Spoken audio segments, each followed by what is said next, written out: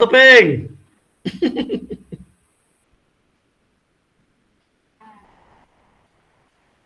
Oke, bismillahirrahmanirrahim. Assalamualaikum warahmatullahi wabarakatuh.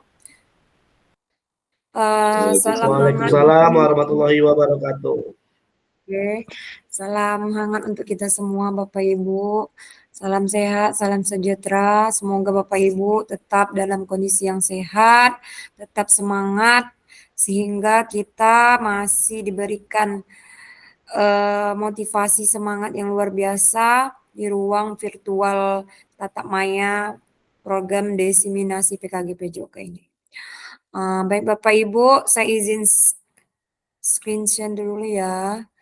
Bentar, saya share dulu.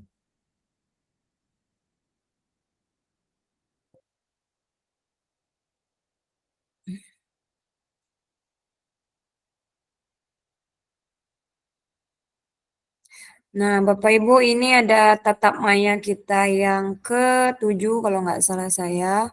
Nah, di tatap maya yang ke-7 ini kita akan membahas tentang kuatkan pemahaman modul 1.5, yaitu kuatkan pemahaman tentang kurikulum PJOK. Nah, dari kita akan tentang pengembangan kurikulum PJOK ya Bapak Ibu.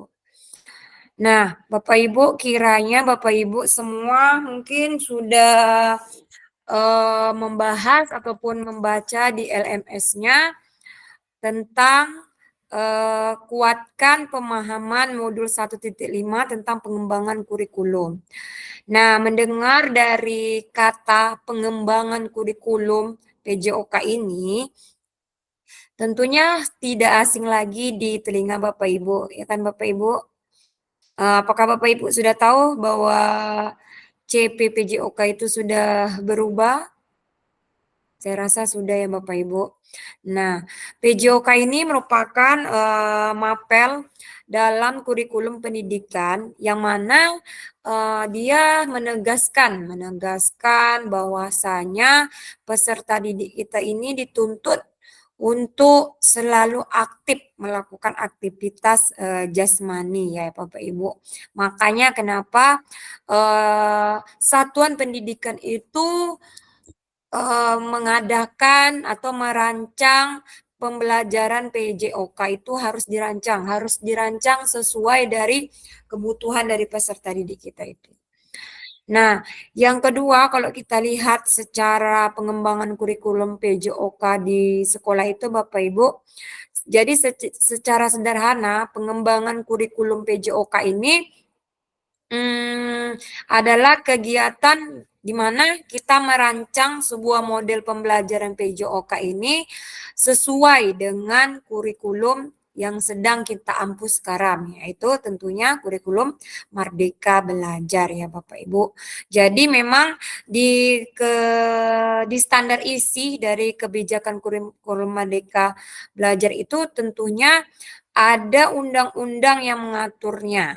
Nah, undang-undang tentang kurikulum merdeka inilah yang mengharuskan PJOK itu juga ikut andil. Ikut andilnya itu maksudnya perlu adanya pengembangan kurikulum PJOK itu. Jadi setiap tahunnya tuh tentu harus ada yang dikembangkan, harus berubah. Nah, memang kenapa sih kalau ditanya, kenapa kurikulum harus berubah? Belum selesai kurikulum ini, sudah berubah dengan kurikulum yang baru. Nah, memang begitu ya Bapak Ibu, pengembangan kurikulum itu perlu diperbaharui mengingat beberapa hal mungkin dari pengembangan teknologi, kemajuan gadget, karakteristik anak yang mungkin setiap tahunnya anak itu nggak akan sama. Anak yang tahun sekian dengan tahun yang sekarang dibilang zaman Z itu, nah tentu tidak akan sama karakteristiknya. Makanya perlu adanya pengembangan kurikulum, termasuk kurikulum PJOK ini, Bapak Ibu. Nah, sebagai contoh misalnya CP yang ditetapkan oleh pemerintah, CP 2023 dengan 2024 sekarang, kalau Bapak Ibu perhatikan di situ kan terjadi perubahan yang menurut saya lumayan signifikan karena memang banyak sekali. Jadi memang kalau dulu itu kan kita berdasarkan psikomotornya, keterampilannya. Sedangkan sekarang kan sudah berdasarkan elemen. Nah, jadi CP yang 2024 ini Bapak Ibu lebih banyak penekanan elemen-elemennya. Jadi ada elemen siswa itu terampil bergerak, ada siswa dituntut untuk belajar melalui geraknya, ada siswa yang dituntut untuk pola hidup sehatnya, kemudian ada yang melakukan aktivitas fisik dan termasuk juga SEM ya Bapak Ibu. Nah, jadi memang secara bertahap pengembangan-pengembangan itu terus aja ada termasuk pengembangan kurikulum PJOK ini. Jadi seiring dengan perkembangan zaman, nah sesuai dengan tujuan dari Kemenpora ini bahwasanya peserta didik itu memang dituntut untuk belajar melalui geraknya. Nah, jadi dengan dia bergerak, dia akan belajar. Dari yang dia lakukan, dia akan tahu ini manfaatnya. Ini yang harus saya lakukan agar saya menjadi tetap sehat, agar saya tetap menjalankan hidup yang sehat sepanjang hayat saya. Gitu ya Bapak, itu yang diharapkan dari Kemenpora kita Bapak Ibu untuk PJOK. Nah Bapak Ibu mungkin sudah membaca ataupun sudah mengekspor materi tentang modul 1.5 ini yang tentang banyak poin di situ ya Bapak Ibu, informasi pentingnya. Ada 3 karakter khusus kurikulum Merdeka. Yang pertama kita fokus tentang esensialnya. Esensialnya itu tadi gerak tadi Bapak Ibu. Kemudian pengembangan apa lagi? Yaitu pengembangan penilaiannya. Nanti kalau Bapak Ibu perhatikan akan ada walaupun nggak banyak tapi itu berubah ya Bapak Ibu antara 2023 dengan 2024. Itu ada perubahan sedikit. Nah, kemudian fokus kepada fleksibilitas pembelajaran. Nah, oke, itu yang bakalan kita bahas. Nah, saya tidak lupa nih Bapak Ibu mengingatkan kembali kesepakatan kita bersama, tetap menyalakan kamera, mematikan mikrofon, hadir seutuhnya. Nah, mungkin ini nggak asing lagi di mata dan telinga Bapak Ibu. Kita sudah sama-sama menyepakati ini dan ini pun muncul setiap pembelajaran tatap maya kita. Nah, Bapak Ibu, kemana kita hari ini? Nah, tujuan dari proses sesi tatap maya kita hari ini adalah ini ya Bapak Ibu. Peserta dapat memahami 3 karakteristik utama kurikulum Merdeka serta keterkaitannya dengan prinsip pemikiran Ki Hajar Dewantara. Peserta mampu memahami pengembangan kurikulum PJOK, kemudian peserta mampu memahami penyusunan program PJOK yang berkualitas dengan backward design. Nah, ini tadi. Jadi nanti kita akan belajar tentang 3 karakteristik yang sudah saya senggol tadi, kemudian pengembangan kurikulum PJOK, serta backward design. Nah, backward design ini adalah perancangan pembelajaran Bapak Ibu. Nah, adapun agendanya yang pertama adalah backward design, pengembangan kurikulum PJOK, pemikiran Ki Hajar Dewantara dan kurikulum Merdeka. Nah, aktivitas 1 Bapak Ibu, nih kita akan ke backward design dalam pengembangan kurikulum Merdeka. Nah, kira-kira Bapak Ibu dalam skala 1 sampai 10, kira-kira seberapa dalam pemahaman Bapak Ibu tentang kurikulum PJOK? Silakan Bapak Ibu menulis jawaban Bapak Ibu di kolom chat. Kira-kira Bapak Ibu sudah paham tentang kurikulum PJOK ini dari skala berapa? 5K, 4K, atau bahkan sudah 10? Silakan ditulis di kolom chat.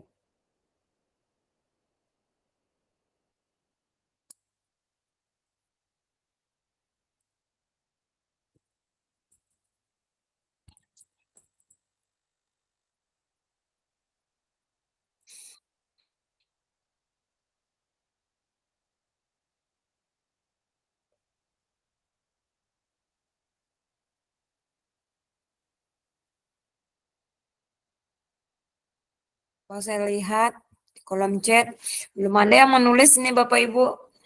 Kira-kira Bapak Ibu berada di skala berapa pengetahuan atau pemahaman Bapak Ibu tentang kurikulum PJOK ini?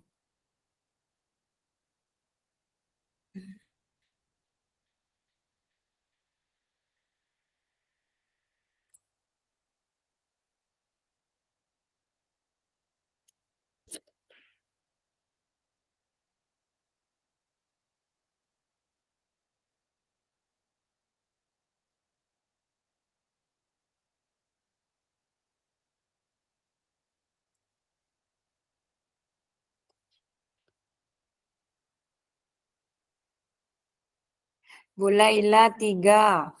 Belum sampai setengah. Ada yang waka kurikulum nggak di sini, Bapak Ibu? Silakan. Nggak ada, Bu. Oh, nggak ada. Bu Laila 3. Ayo yang lain, silakan tuliskan aja Bapak Ibu berada di skala berapa. Lagi ya, segitu ya. Mama gempa. Mama aku lagi ya, mama aku ya.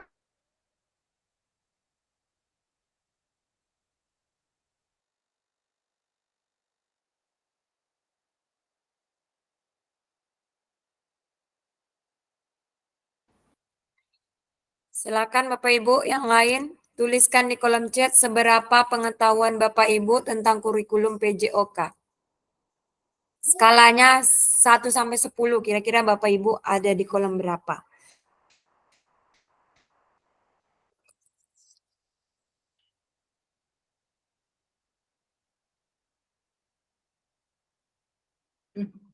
Bang Abang nampak nih.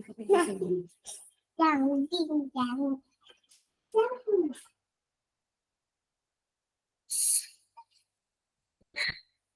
Bapak Ibu tulis saja Bapak Ibu ada di skala berapa.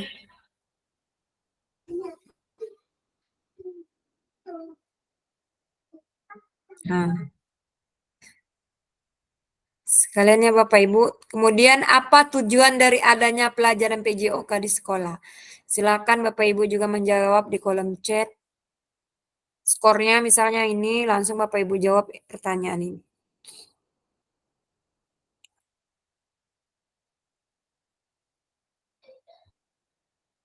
Nah, Bu Tina 5.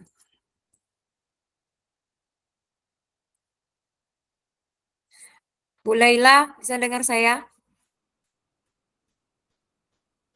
Kira-kira kenapa Ibu Laila memilih skala 3 tentang pengembangan kurikulum ini? Bisa dijelaskan, Bu?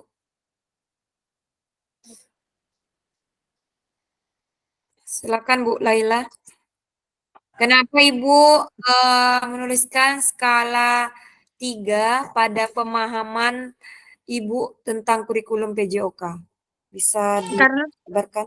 karena menurut saya, Bu, pemahaman saya dalam kurikulum PJOK ini sangat-sangat itu, Bu, sangat-sangat minim karena saya juga menjadi guru baru hitungan tahun juga ya, Bu, ya, belum puluh-puluhan, masih Oke. 5 tahun ke bawah lah gitu. Jadi pemahaman saya masih rendah gitu, Bu. Makanya saya memilih nomor 3. Oke, terima kasih Bu Laila. Tunggu, Mama Ada yang belajar. lain? Sebentar. Pak Irhas, apa mendengar saya? Mungkin Pak Irhas nggak mau menuliskan jawabannya. Kayaknya Pak Irhas ini udah lama sekali mengajar nih. Jadi guru PJOK. Bu Kristina 5. Tujuannya dari adanya pelajaran PJOK di sekolah. Ya, apa tujuannya, Bu? Apa tujuan adanya pelajaran PJOK di sekolah? Ditulis Belum atau ada yang lain? bicara aja, Bu? Itu Ibu. Boleh langsung disebutkan juga boleh kalau Ibu mau langsung aklamasi. Langsung aja Bu, silakan. Kalau mau langsung. Oke, saya ya Bu, Christina Wulandari, mau menjawab dari tujuan PJOK. dari adanya pelajaran PJOK itu untuk yang pertama mengembangkan kemampuan fisik anak, kemudian yang kedua dapat meningkatkan kesehatan tubuh anak, mengembangkan keterampilan motoriknya, kemudian juga dapat meningkatkan kesehatan mental, mengembangkan aspek sosialnya, dan nilai-nilai apa namanya? Pokoknya menambahkan nilai-nilainya nilai-nilai anak didik kayak sikap-sikap sportivitas gitu Pak, Bu. Oke. Yang lain ada lagi yang mau mengasih komentar? Nggak ada. Oke Bapak Ibu, sambil Bapak Ibu menulis-nulis di kolom chat dari tujuan adanya pembelajaran PJOK ini, tentunya kita sama-sama tahu Bapak Ibu bahwasanya adanya pembelajaran PJOK ini pasti pusatnya adalah untuk peserta didik. Nah, jadi memang sesuai dengan Kemenpora tadi, jadi memang PJOK adanya di sekolah tadi diharapkan peserta didik kita ini punya bisa memaknai pembelajaran itu sehingga dia nantinya diharapkan dapat memaknai hidupnya tetap sehat dia dengan bergerak, tetap sehat dia menjaga pola makannya. Jadi dia itu aktif secara jasmani maupun rohaninya, gitu ya Bapak Ibu. Selain itu, tujuan dari pembelajaran PJOK ini seperti yang dikatakan Ibu Christina tadi, agar tercapainya nilai-nilai yang terkandung di dalam pembelajaran PJOK tadi. Yaitu apa aja nilainya? Nilai sportivitas, nilai kerjasama mungkin, kreatif. Nah, jadi memang karena pembelajaran PJOK ini kan ranahnya 3. Ranah kognitif, afektif, dan satu lagi apa Bapak Ibu? Maaf ya. Keterampilan ya kan? Nah, jadi memang 3 itu diharapkan dengan adanya pembelajaran itu, jadi peserta didik kita itu enggak hanya fokus di tulisan aja, tapi mereka dituntut supaya pengembangan keterampilannya itu bisa terkembangkan begitu, bisa dijalankan, nah, bisa diaktifkan. Nah, jadi harapannya itu agar bisa berjalan dengan baik kurikulum ini tentunya perlu adanya perumusan pengembangan kurikulum itu tadi Bapak Ibu. Nah, siapa yang tahu tentang rancangan pengembangan kurikulum itu tadi? Tentunya bukan guru IPA, bukan guru agama, pastinya Bapak Ibu lah yang tahu rancangan pembelajaran PJOK itu. Bapak Ibu sebagai guru PJOK. Nah, itulah kenapa di modul ini kita akan membahas tentang pengembangan kurikulum PJOK atau sama halnya dengan perancangan pembelajaran PJOK. Hampir mirip ya Bapak Ibu. Jadi kalau misalnya ada tentang KOSP kurikulum, alangkah baiknya Bapak Ibu ikut dalam penyusunan kurikulum di sekolah itu Bapak Ibu. Jadi dengan begitu Bapak Ibu bisa nih memasukkan masukan-masukan yang terjadi di lapangan. Karena yakin dan percayalah, karena kita ini kan banyak di lapangan, tidak akan sama permasalahan kita dengan guru-guru yang ada di dalam kelas itu Bapak Ibu. Nah, jadi kalau di saat adanya penyusunan kurikulum sekolah, bagusnya itu kita sebagai guru olahraga tuh ikut Bapak Ibu. Jadi kita pun bisa menyuarakan permasalahan-permasalahan yang kita temukan di lapangan. Dengan begitu orang kurikulum pun akan paham, akan bisa memasukkan rancangan kurikulum yang sudah kita buat tadi.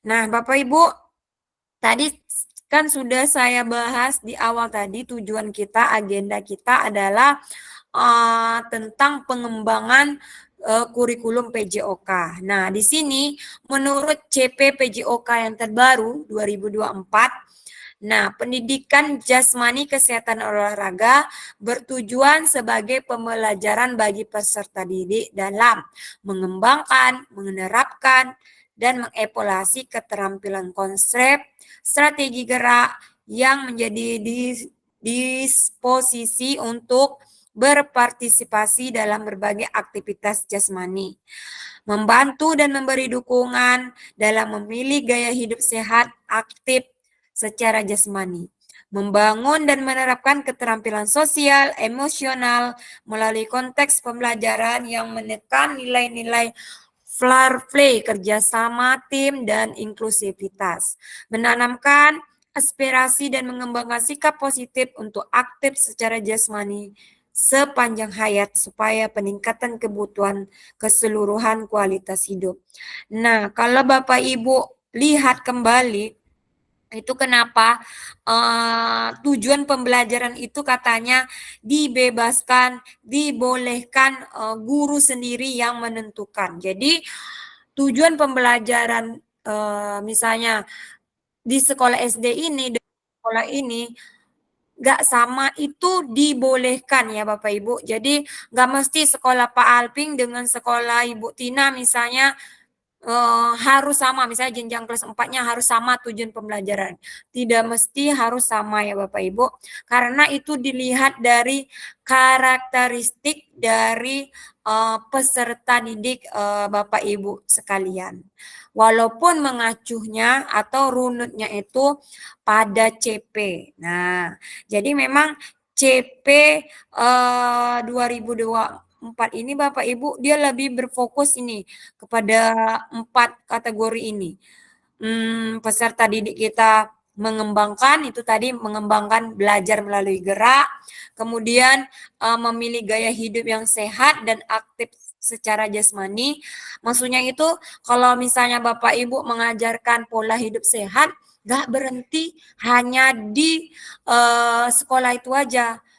Harapannya pulang sekolah ataupun di rutinitas-rutinitas lainnya, peserta didik kita itu mampu dia membedakan ini makanan yang nggak sehat, ini makanan yang sehat. Nah, harapannya seperti itu, Bapak Ibu. Kemudian dapat menerapkan keterampilan sosial, emosi dalam kerja tim. Nah, jadi di sini nanti lebih banyak anak kita itu dalam suatu, kenapa disuruh lebih ditekankan yang baru ini adalah Bapak Ibu melakukan proses pembelajaran itu dalam bentuk permainan. Nah, dengan begitu Bapak Ibu bisa nih menilai sikap-sikap karakteristik dari si anak itu. Apakah anak itu bisa saling kerjasama, apakah dia bisa mengolah emosinya ketika dia kalah misalnya, ataupun ada timnya yang suka main sendiri. Nah, itu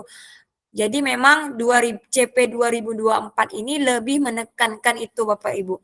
Lebih menekankan sikap-sikap yang terdapat dalam PJOK itu.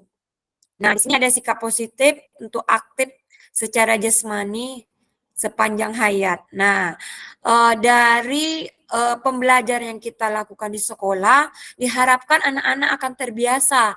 Anak-anak didik kita itu terbiasa melakukan gerak sehingga mereka selalu aktif gitu, selalu aktif melakukan gerak. Walaupun mungkin di rumah mereka hanya jogging, bermain sepak bola mungkin dengan temannya. Jadi memang dalam satu hari itu ada anak kita itu yang melakukan aktivitas fisik. Jadi enggak satu hari itu cuma rebahan aja, mageran aja. Nah, jadi tujuan dari Kemenpora itu Bapak Ibu untuk membiasakan generasi-generasi muda itu untuk terus aktif bergerak. Ya Bapak Ibu. Nah, selanjutnya mari kita berdiskusi Bapak Ibu sesuai pertanyaan yang ada di slide ini ya Bapak Ibu. Bapak Ibu bisa nulis di kolom chat ataupun Bapak Ibu bisa menyampaikan secara langsung. Nih Bapak Ibu. Jadi memang hari ini kita akan membahas tentang pengembangan kurikulum. Jadi kita lebih banyak berdiskusi ya Bapak Ibu.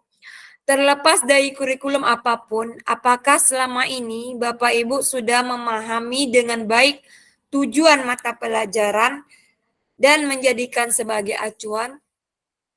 Silakan Bapak Ibu, ada yang mau menyampaikan atau ada yang mau menulis di kolom chat? Saya persilakan.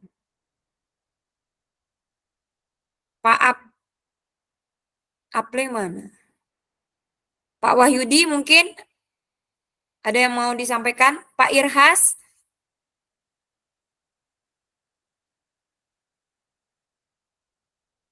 Silakan. Bu Yuni?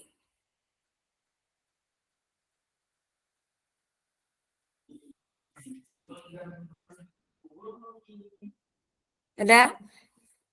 Atau kalau malu-malu boleh di kolom chat jabarkan. Terlepas dari kurikulum apapun, mau itu Merdeka Belajar, mau itu KTSP, mau itu K13, apakah Bapak Ibu sudah memahami dengan baik tujuan mata pelajaran tersebut dan menjadikannya sebagai acuan? Pak Riau, silakan Pak Riau. Assalamualaikum, Bu.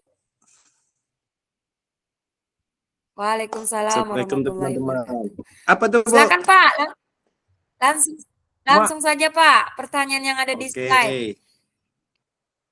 Oke.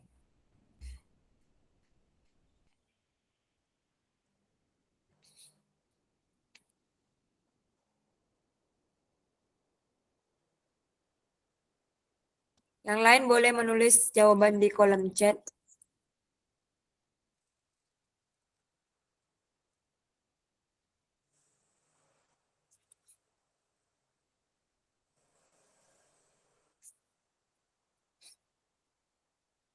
Apakah Bapak Ibu sudah memahami dengan baik tujuan mata pelajaran dan menjadikannya sebagai acuan?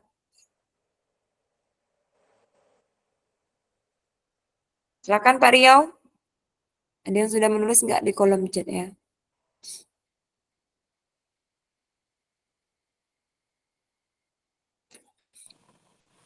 Jawab yo.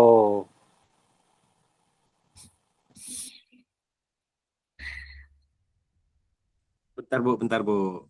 Sabar, Oke. Bu. Pikir dulu, Bu, jawabannya apa. Jangan Ini udah Siap. Bapak Ibu takut Jangan semua ini. lama-lama yo. Pak Lo baru masuk.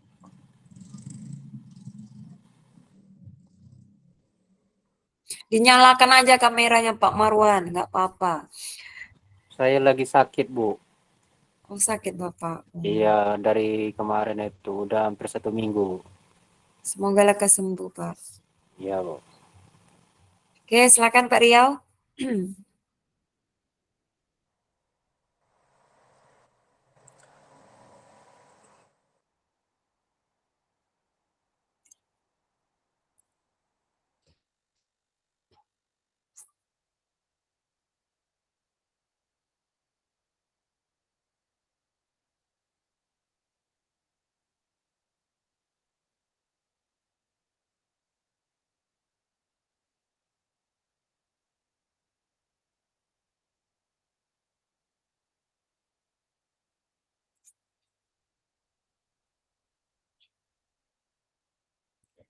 Di kolom chat boleh Bapak Ibu tulis ya Bapak Ibu. Biar bisa saya baca-baca juga.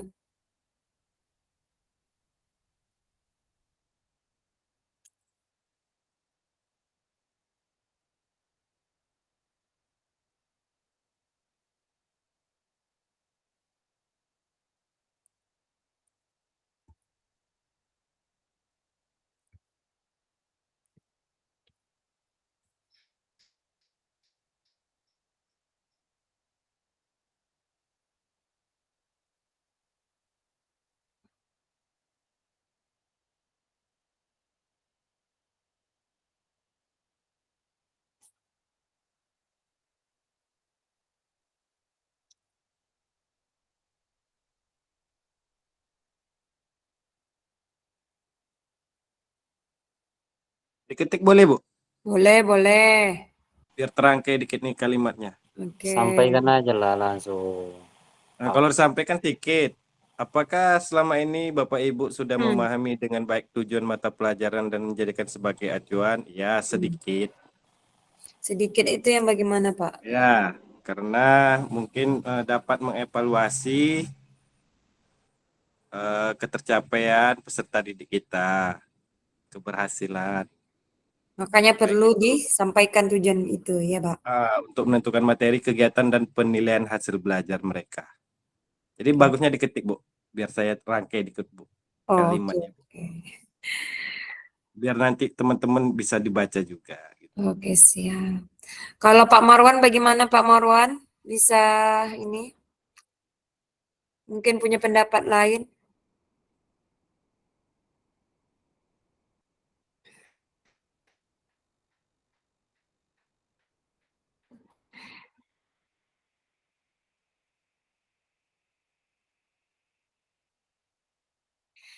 Nah, Bapak Ibu, seperti yang disampaikan Pak Riau tadi, memang bahwasanya saya yakin dan percaya Bapak Ibu eh, orang-orang yang mungkin menjadi guru PJOK ini bukan baru-baru semua, pasti sudah di atas 3 tahun semua mengajarnya. Nah, jadi kalau memang untuk pengetahuan tentang PJOK, saya yakin dan percaya Bapak Ibu pasti sudah menguasai sekali. Nah, mungkin termasuk saya sendiri dulu-dulunya Bapak Ibu eh, menganggap tujuan pembelajaran itu bukan acuan. Nah, padahal sebenarnya tujuan pembelajaran itu adalah acuan pertama kali yang harus kita sampaikan kepada peserta didik kita. Nah, dengan kita tahu tujuan pembelajaran kita tadi, dia akan dapat kita muaranya itu nanti ke akhir pembelajaran kita. Jadi sebelum kita memulai pembelajaran kita nih, kita wajib menyampaikan pembelajaran itu kepada peserta didik agar hasil akhirnya nanti peserta didik kita itu tahu tercapai enggaknya apa yang menjadi tujuan kita tadi itu. Nah, makanya perlu peserta didik kita itu tahu hari ini kita mau belajarnya apa. Nah, itu kita sampaikan secara detail. Jadi nanti pun pembelajaran Bapak Ibu tidak menyimpang kemana-mana. Kalau dulu saya begitu Bapak Ibu. Dulu sebelum saya mengetahui sebegitu pentingnya tujuan pembelajaran itu kita sampaikan, saya lebih sering menyampaikan materi terlebih dahulu daripada tujuan pembelajaran. Nah, kalau kita bicara materi kan Bapak Ibu, itu juga cangkupannya luas. Nah, jadi kalau kita sampaikan tujuan pembelajaran kita terlebih dahulu, kita tahu nih anak kita tuh mau dicapainya yang mana. Nah, jadi kita pun kalau sudah tahu tujuannya, mudah membuat bagaimana ya caranya supaya tujuan itu tercapai ya, tentunya melalui asesmen. Nah, tapi kalau kita hanya menyampaikan materi aja, kita nggak tahu nih arahnya itu lebih spesifiknya itu anak mau kemana. Nah, lebih cangkupannya itu lebih luas kalau kita hanya menyampaikan materi. Makanya perlu tujuan pembelajaran itu sebagai acuan untuk mendapatkan tujuan akhirnya apa. Begitu ya Bapak Ibu. Nah, dari tujuan umum itu juga biasanya pemerintah menjadikan si CP tadi itu. Jadi tujuan secara global, tujuan yang saya sebutkan tadi bahwa anak-anak generasi itu harus tetap aktif sepanjang hayat itu bergerak. Nah, itu yang diturunkan menjadi CPPJOK itu Bapak Ibu. Masuklah dia. Nah, dari CPPJOK tadi kita turunkan lagi dia menjadi apa Bapak Ibu? Menjadi tujuan pembelajaran kita. Nah, jadi kita mengambil CPPJOK tadi itu untuk dijadikan tujuan pembelajaran itu. Nah, Kalau Bapak Ibu perhatikan di CP itu kan tidak ada tuh kelas 7, kelas 1, kelas 2, kelas 3, kelas 4. Itu kan enggak dibagi-bagi. Nah, makanya yang membagi itu adalah Bapak Ibu yang ada di satuan itu tersebut. Misalnya di sekolah Bapak Ibu, kalau sendiri mungkin enak membagi-baginya. Misalnya kalau ada yang satu sekolah itu sampai 2 guru olahraganya. Tentu enggak akan sama kan hasil yang mau dicapai di antara kelas 7, di kelas 1 dengan kelas 3 misalnya. Pasti akan beda kan yang mau kita capai itu. Itu yang perlu Bapak Ibu diskusikan, Bapak Ibu rancang bersama rekan Bapak Ibu. Kalaupun Bapak Ibu hanya sendiri sebagai guru PJOK di sekolah, Bapak Ibu juga perlu merancang program dari PJOK tersebut. Biar Bapak Ibu nggak bingung ini. Nanti di kelas 2 Bapak Ibu sudah menuliskan tujuan ini. Ternyata di kelas 5 Bapak Ibu mengambil lagi itu. Secara nggak langsung kan mengulang-ulang. Maunya tetap di materi yang sama tapi mungkin ada peningkatannya. Nah, itu makanya perlu kita menyusun, merumuskan ATP itu tadi ya Bapak Ibu.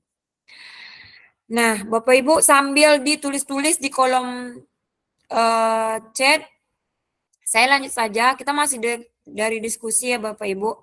Dalam konteks kurikulum Merdeka, apakah tujuan-tujuan ini bisa dicapai? Kira-kira bisa dicapai nggak Bapak Ibu? Tujuan dari Kemenpora tadi atau tujuan capaian pembelajaran kita tadi?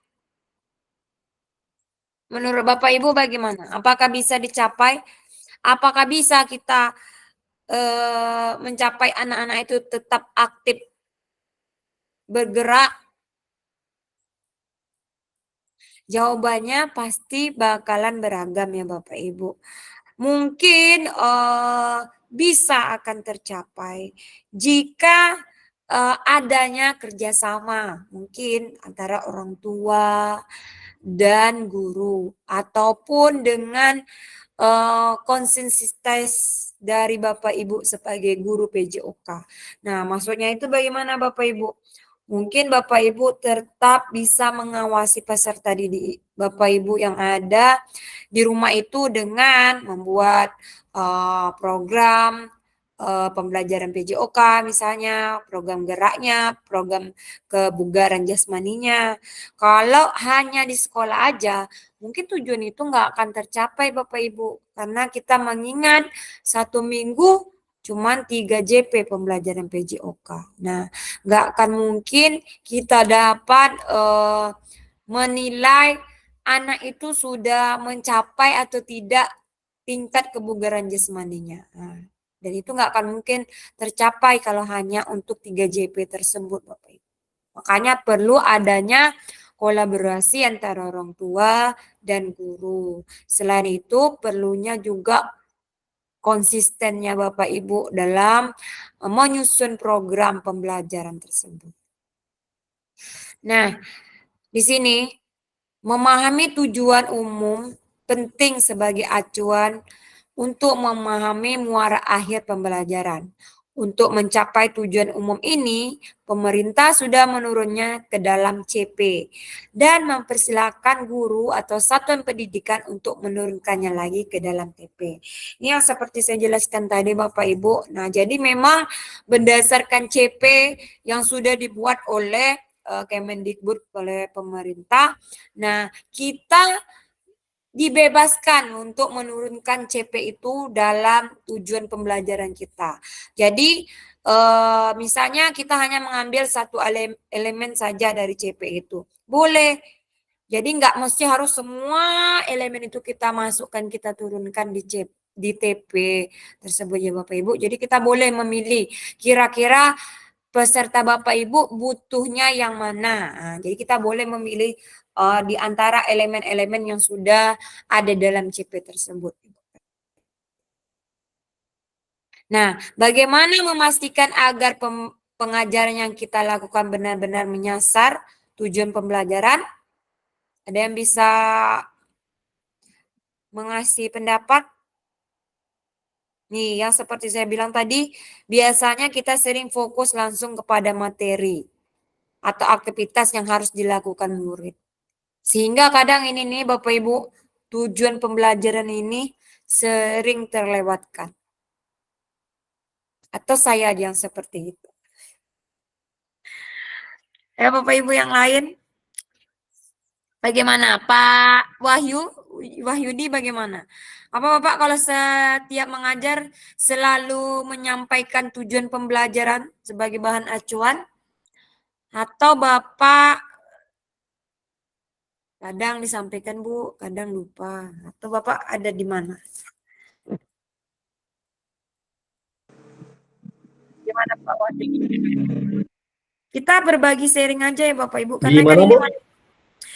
Gimana misalnya? ini, bagaimana memastikan agar pengajaran yang kita lakukan benar-benar menyasar tujuan pembelajaran.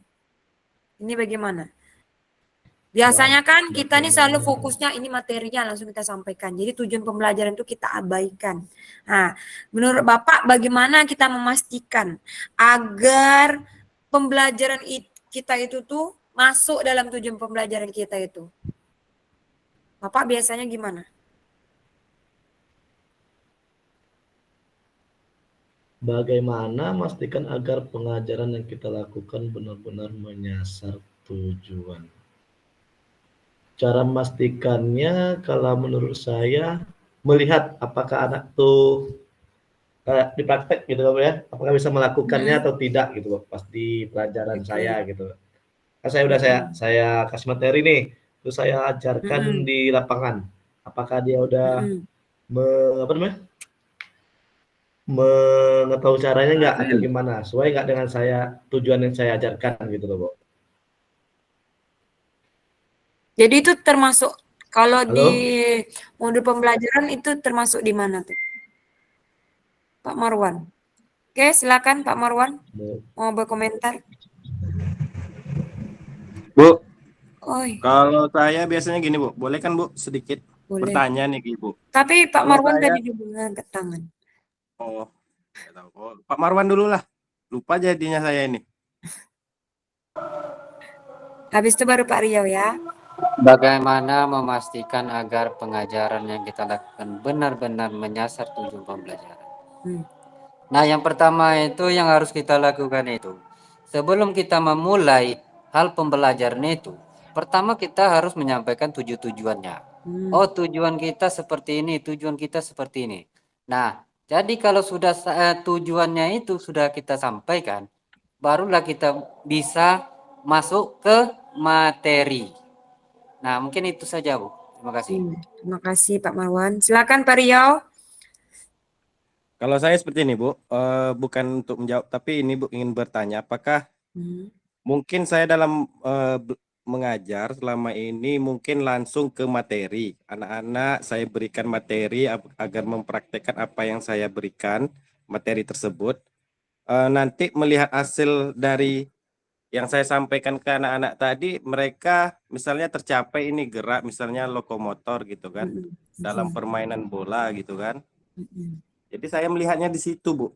Jadi tujuan pembelajaran itu memang jarang saya sampaikan ke anak-anak gitu kan. Langsung ke materi aja. Kalau menurut Ibu seperti apa? Baik. Tadi saya simpulkan kalau dari Pak Wahyudi tadi ini lebihnya ke ini ya Pak, penilaian ya enggak sih? Jadi Bapak melihat hasil pengajaran Bapak itu sesuai enggak dengan tujuan tadi? Kalau nggak saya tadi Bapak menilai ya, ada angketnya, ada blankonya ya kan? Kalau Pak Marwan pun tadi begitu.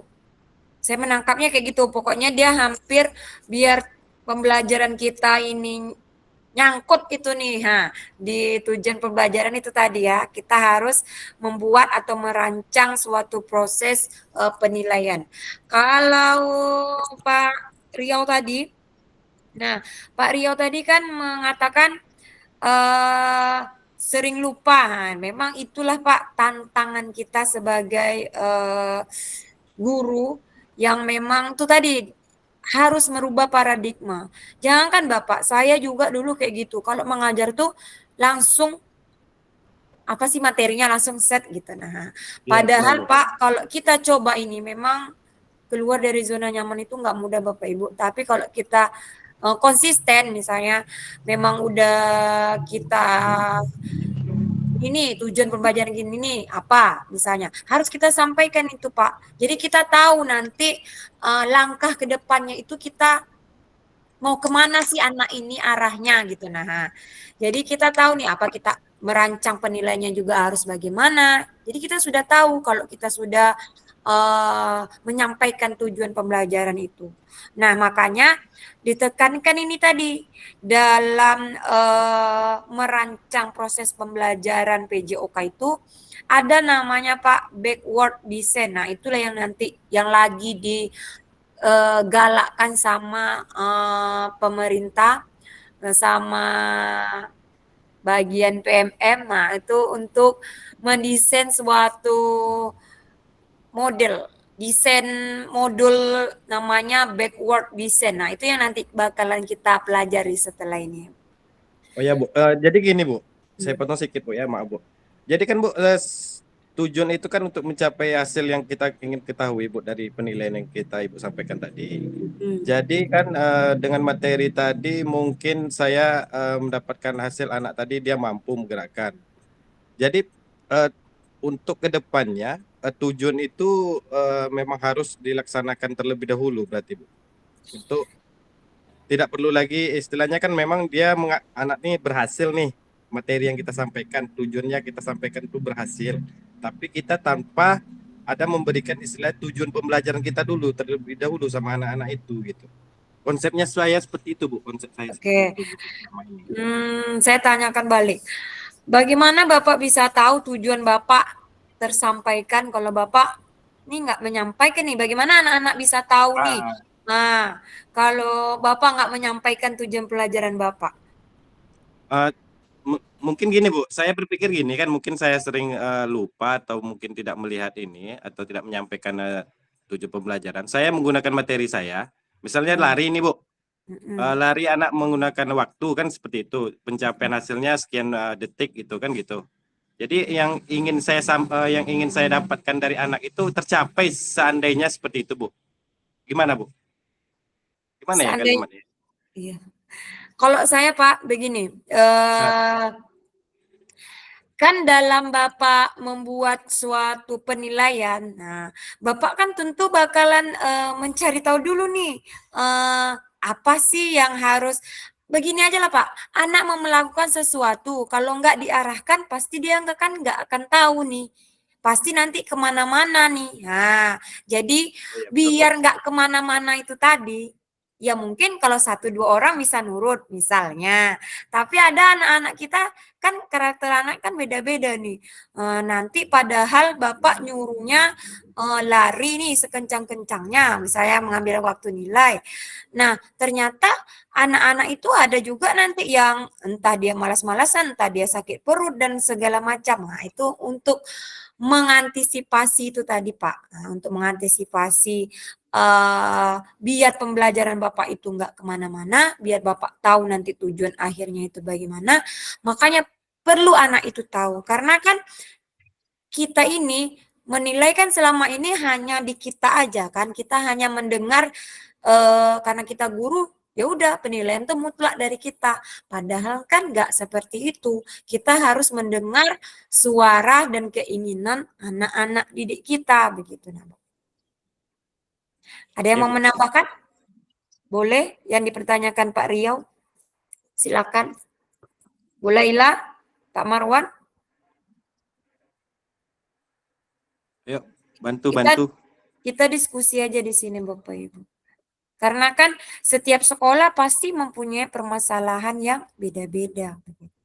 Ini Bu, misalnya contoh seperti ini Bu, kejadian di diri saya kan gitu. Iya. Jadi kan mengikuti agenda rutinan tahunan nih, seperti kegiatan O2SN, atletik kan seperti itu. Ya. Jadi kan bahan yang saya sampaikan langsung materi saya aja, Bu. Kan ibaratnya langsung ke latihan yang seperti apa gitu kan. untuk mencapai keberhasilan mereka gitu kan. Apakah harus dilakukan juga dengan tujuan pembelajaran kah seperti itu gitu? Ya, ada yang mau berkomentar nggak? Ayolah, siapa Nggak tahu ada? ada yang teman-teman tahu. Mungkin yang punya permasalahan sama Pak Riau. Oke, Pak Marwan, silakan. Ayo Besti. Saya akan menyampaikan sedikit, menyampaikan atau menambahkan nggak tahu juga. Nah, Menjawab lah. terkait apa yang dikatakan Pak Riau tadi, itu masalah O2SN atau apalah namanya kan itu. Kalau memang di situ ada di dalam modul Pembelajaran. ajarnya itu pembahasan masalah itu, apa salahnya tujuan itu kita pakai? Nah, akan tetapi kalau memang tidak ada dalam modul ajar kita ini atau bukunya lah kan itu tidak ada, ya kita langsung ke apa aja praktiknya itu gitu. Mungkin itu aja tambahan. Oke, terima kasih Pak Marwan. Ada yang lain yang mau berpendapat? Nanti biar kita cari kesimpulannya bersama-sama. Gak ada? Bu Laila mungkin? Bu Wahyuni? Bu Laila. Oke, Bapak Ibu. Sedikit saya mau bercerita. Sebenarnya saya bukan memang tradisi O2SN itu tradisi dari zaman saya sekolah pun memang sudah ada itu ya Bapak Ibu. Nah, kalau lah Bapak Ibu ingat tentang paradigma PJOK dengan olahraga, pasti itu kan menyimpang sebenarnya dengan kegiatan O2SN itu. Kenapa saya bilang begitu? Karena O2SN itu kan yang dilihat adalah prestasinya. Nah, sedangkan anak kita kan tidak kita bagaimana ya? Tidak kita tuntut nih kalau di sekolah nih, saya bicara sekolah bukan bicara ekskul ya Bapak Ibu. Kalau di sekolah kan anak kita tidak menuntut dia untuk sebisa-bisanya untuk menjadi seorang atlet begitu. Nah, sedangkan O2SN ini kan ada pemenangnya ya. Ya enggak sih Bapak Ibu? Jadi memang secara enggak langsung anak-anak itu dituntut supaya menang begitu. Nah, jadi memang kalau saya berpandangan itu kayaknya kurang sejalan. Nah, tapi kita kembali lagi Bapak Ibu berdasarkan yang sudah disampaikan Pak Marwan tadi, memang kita mengajar itu kan memang sesuai modul tadi disampaikan Pak Marwan. Salah satu elemen-elemen sub-sub yang ada di dalam modul pembelajaran kita itu tadi adalah tujuan pembelajaran. Nah, biar kita tercapai tujuan, kan kita mau melihat hasilnya nanti nih, hasil itu tentunya kita harus ngasih tahu dulu nih tujuan pembelajaran kita kepada peserta didik kita. Namanya kita egois dong kalau kita nggak menyampaikan tujuan pembelajaran itu kepada peserta didik kita. Nah, kenapa saya katakan seperti itu Pak? Karena secara nggak langsung itu tadi suara anak tidak tersampaikan. Keinginan anak kita nggak tahu. Makanya kenapa dalam merancang tujuan pun sebenarnya nggak mesti Bapak Ibu aja yang membuat. Nah, suara anak pun harus didengar. Misalnya,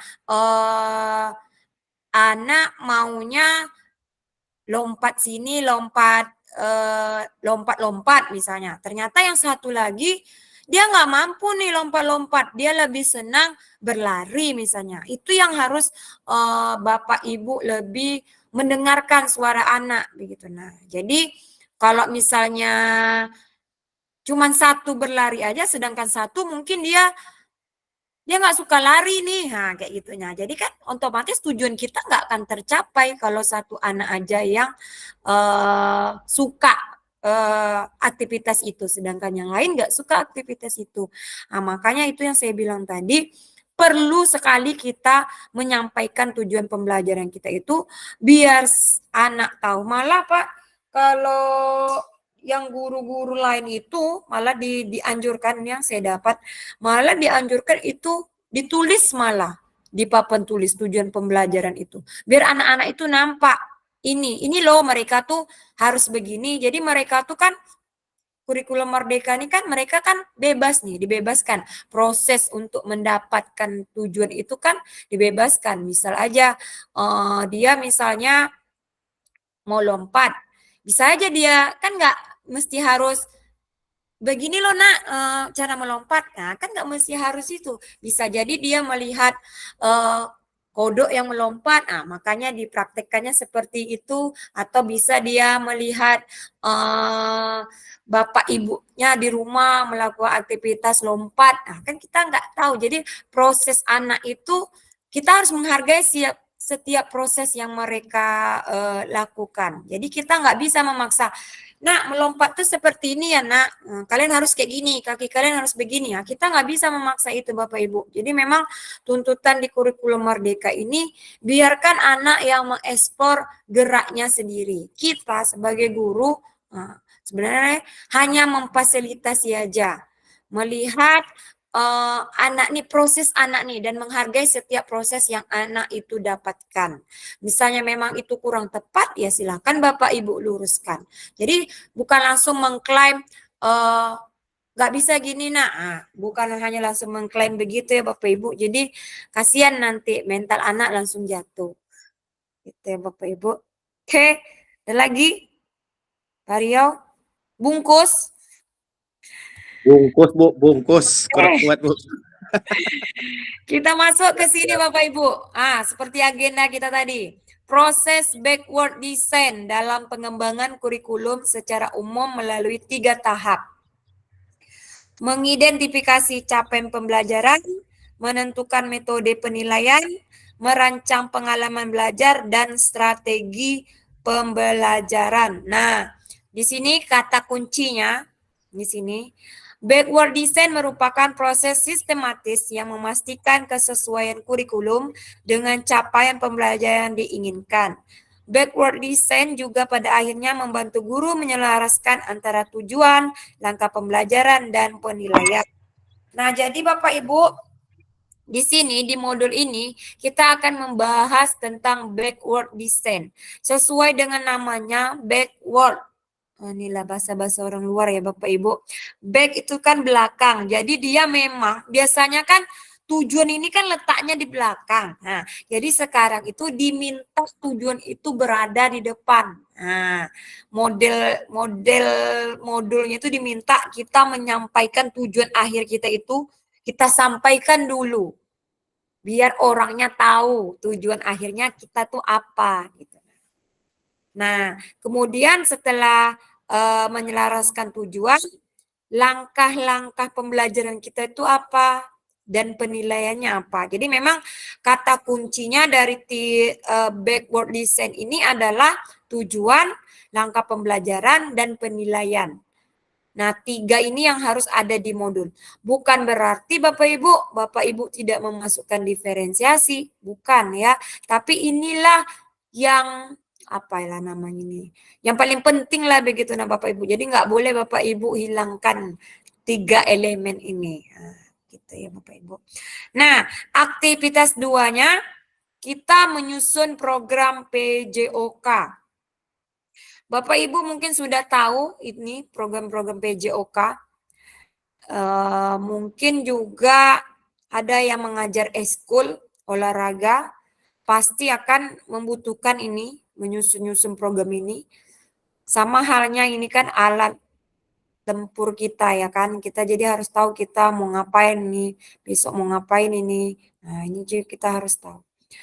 Nah, bagaimana caranya Bapak Ibu?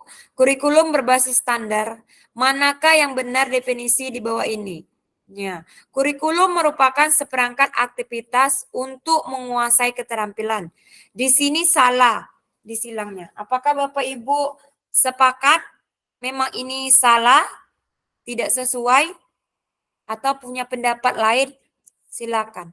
Kurikulum merupakan seperangkat aktivitas untuk menguasai keterampilan. Apakah kurikulum itu digunakan untuk menguasai keterampilan, Bapak Ibu? Jadi kita sepakat ya, ini tidak. Yang kedua, buku teks peserta didik dapat dikatakan adalah kurikulum. Satu kurikulum. Juga bukan ya Bapak Ibu. Kurikulum itu adalah suatu standar untuk mengetahui apa yang peserta didik harus pelajari, meliputi keterampilan, pengetahuan, dan sikap. Nah, jadi memang kurikulum ini enggak hanya satu definisi keterampilan aja, ataupun sikap aja, ataupun pengetahuan aja. Jadi memang kurikulum ini merupakan satu standar untuk mengetahui peserta didik kita itu sudah oke kah keterampilannya, sudah baguskah pengetahuannya, ataupun sikapnya pun sudah sesuai atau enggak sesuainya. Nah, di sini ada komponen kurikulum pada satuan pendidikan pelaksanaan kurikulum merdeka. Kita sedikit belajar kurikulum, walaupun kita mungkin bukan orang kurikulum, Bapak Ibu. Nah, yang pertama di situ ada struktur kurikulum. Struktur kurikulum ini, Bapak Ibu, kalau di modul ajarnya sama seperti identitas itu, Bapak Ibu. Jadi kan sebelum kita membuat modul ajar kita tuh kan ada identitas itu sekolah, penyusunnya, alokasi waktu. Nah, itu ya Bapak Ibu. Itu hampir sama dengan itu. Kemudian harus ada capaian pembelajaran. Ini CP Bapak Ibu. Bapak Ibu pasti sudah punya juga CP masing-masing. Nah, silakan dimasukkan ini CP sesuai fasenya. Fase A, fase B, fase C. Ini sesuaikan aja. Kemudian pembelajaran dan asesmen. Ini tadi pembelajarannya, pembelajaran diferensiasi kah? Atau apa? Ini asesmen penilaiannya. Penggunaan perangkat ajar, kurikulum satuan pendidikan. Nah, 5 inilah merupakan komponen penyusun dalam pembuatan kurikulum. Jadi memang kalau Bapak Ibu ikut dalam KOSP, kalau nggak salah itu kurikulum sekolah itu Bapak Ibu. Nah, ini yang harus include, yang harus ada. Nah, di mana kita bisa menyelipkan kurikulum PJOK? Di sini Bapak Ibu. Nih, bisa di penggunaan perangkat ajar, bisa di nomor 3 juga bisa. Tergantung keluhan-keluhan Bapak Ibu. Misalnya kalau memang udah sama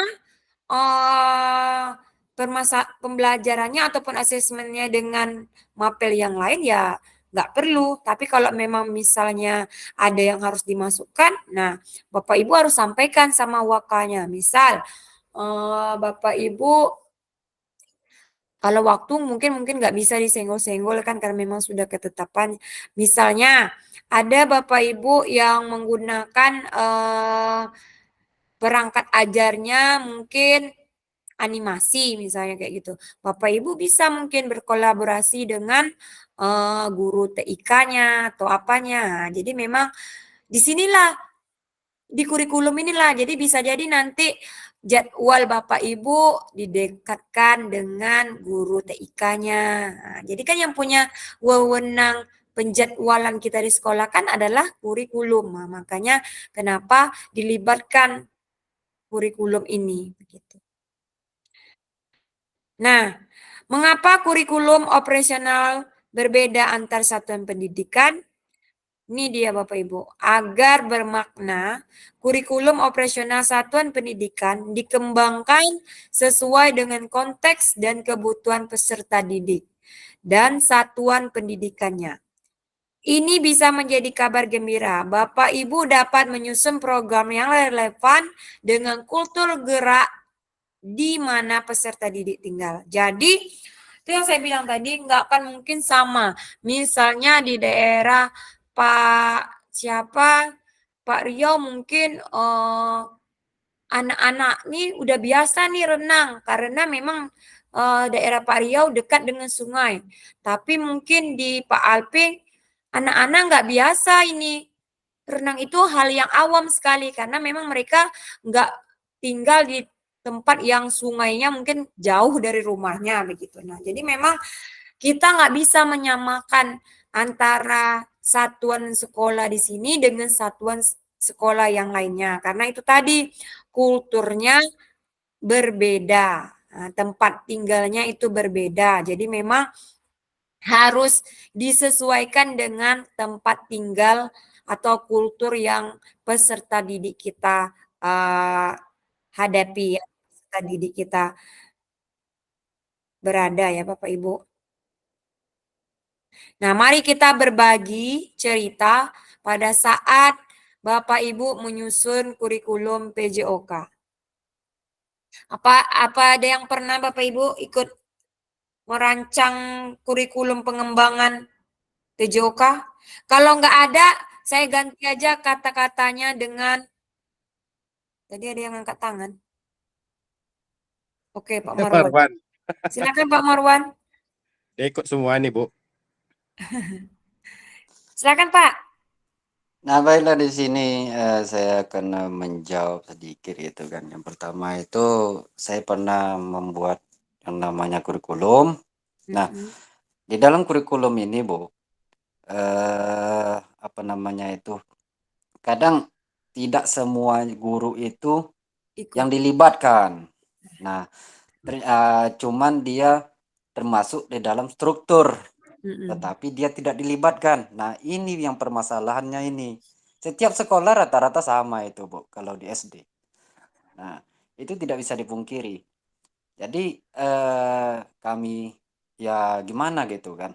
Saya pernah juga gitu kan ikut di dalam itu karena saya yang mengerjakan kan itu. Nah, jadi kadang di apa namanya itu, kadang kepala sekolah itu meminta kurikulum, sedangkan di sini tidak ada dalam apanya, tidak ada rapat. Iya, langsung Nah, jadi aja ya Pak. langsung jadi aja gitu. Jadi serba salah gitu. Mungkin itu aja, Bu. Mungkin ada tambahan lain, Pak Rio gitu kan. Awak nunggu isi tadi, Pak. Apa sih Bapak merancang dari kurikulum tuh? Saya tunggu apa aja Kalau merancang itu definisinya. Dari cuman mana kan Bapak di situ kan merancangnya beberapa cuma macam kah? struktur, Ah, kemudian di situ struktur itu terdiri dari kepala sekolah dan guru kelas semua bidang studi kan itu. Nah, jadi isi dari kurikulum PJOK tadi seperti apa Bapak yang Bapak nah buat? sekarang ini di dalam kurikulum itu, Bu, di dalam kurikulum itu PJOK ini di mana masuknya kan gitu. Karena saya bingung juga karena saya memang mengerjakan. Karena saya yang mengerjakan di situ gitu. Nah, jadi pusing juga saya gitu kan di mana masuknya guru apa nih gitu. PJOK nih gitu. Cuman di situ tertera apa nama yang PJOK itu kelas 1 sampai kelas 6. Cuman itu doang. Nah, mungkin itu aja, Bu.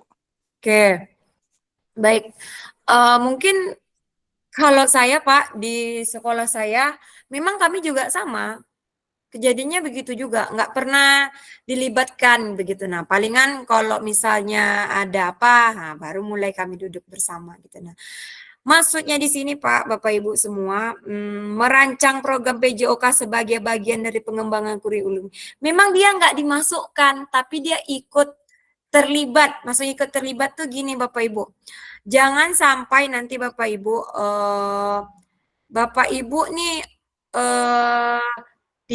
misalnya satu hari berapa? 3 jam kan, 3 JP kan.